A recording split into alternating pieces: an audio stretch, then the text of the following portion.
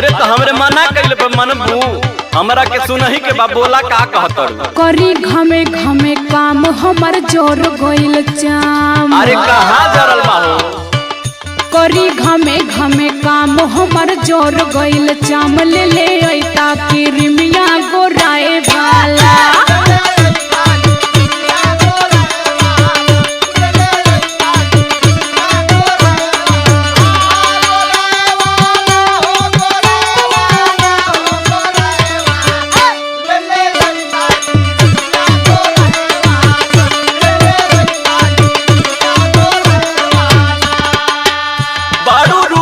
खजाना कैलू असही दीवाना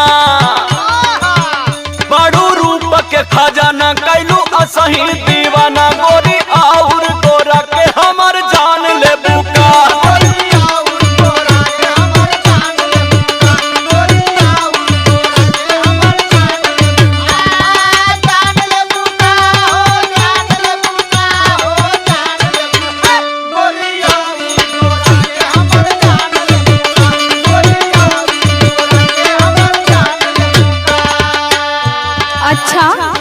जब लियावे के भला तबे हम गोटो के लोगे लगली। हाँ ऐसे पहले तो कबो ना कहत रहला कि हम गोर हई हम सुंदर हई। अरे तो ऐसन बटले बाड़ू तो कहे के कौन जरूरत बा। अच्छा अच्छा कि कंजूसी ना करत तारा। अरे नहीं हो तोहर कसम। और सुना इतने कमी ना बा भाई हम बताओ तनी ना काहे के कंजूसी करत तारा। बोला बोला सुनो बोला। ओजन घट गइल मोर बड़ा भइनी कमजोर। कौन बतौलस? ओजन घट गइल मोर बड़ा भइनी कमजोर। ले ले ऐता कोनो टानिक मोटाए वाला।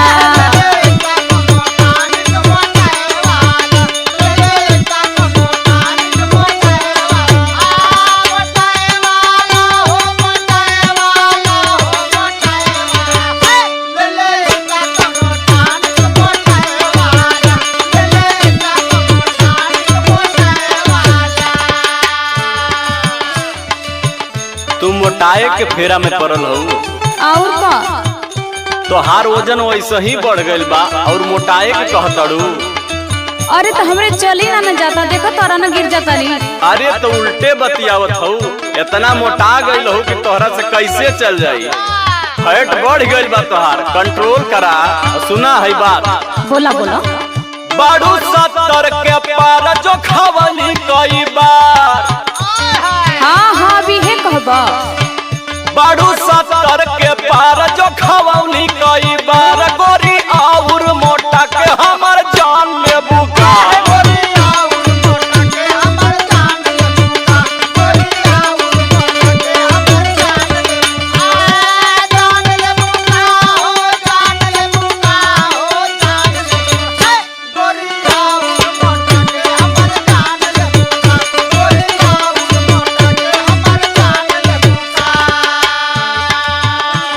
अच्छा छोड़ा कुछ न करबा हम जाना थी तो के कुछ न करबा। अच्छा तो के कर लेकिन एगो बात कही बोला। वो तो जरूरी कर दे बहा ना। अरे तो हम ही करतानी ना कि गांव जवार करत हो। एगो बतियाला मान भइल पायल पुरान। यो खर्चा बढ़ाऊ तू। एगो बतियाला मान भइल पायल पुरान। पे जनिया ले ले आई छम छमाए वाला।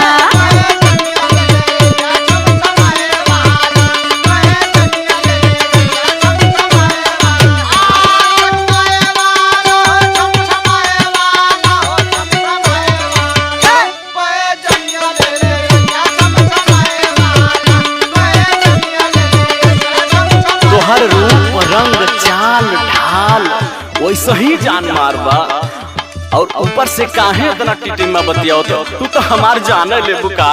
अच्छा तोहर हिरोनी के चाल जिया कर